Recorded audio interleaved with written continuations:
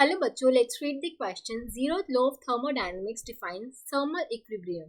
Reason, at thermal equilibrium of two bodies they have same internal energy.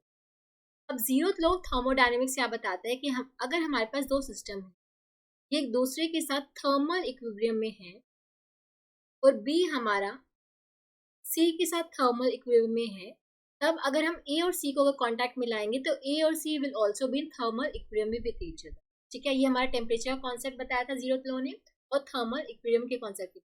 assertion बिल्कुल true है. Reason, at thermal equilibrium of two bodies they have same internal energy.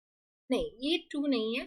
Thermal equilibrium of two bodies पे क्या होता है कि जो दोनों bodies का टेम्परेचर हो जाता है वो सेम हो जाता है. अब मान लो इसमें हमारी गैस है जिसके n1 नंबर ऑफ मोल्स है, इसमें n2 नंबर ऑफ मोल्स है. ठीक है, इसके लिए मान लो इसकी जो इंटरनल एनर्जी है, इसके मान लो डिग्री ऑफ फ्रीडम f है, तो इसकी इंटरनल एनर्जी क्या हो जाएगी n1/2 f1 RT.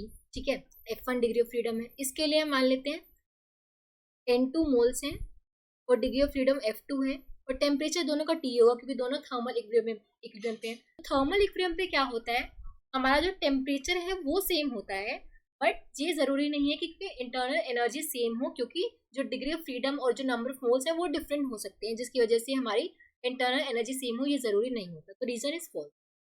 हम बोल सकते हैं assertion is true but the reason is false. Option 3 would be the correct answer. I hope आप सबको समझ आया होगा. Thank you so much.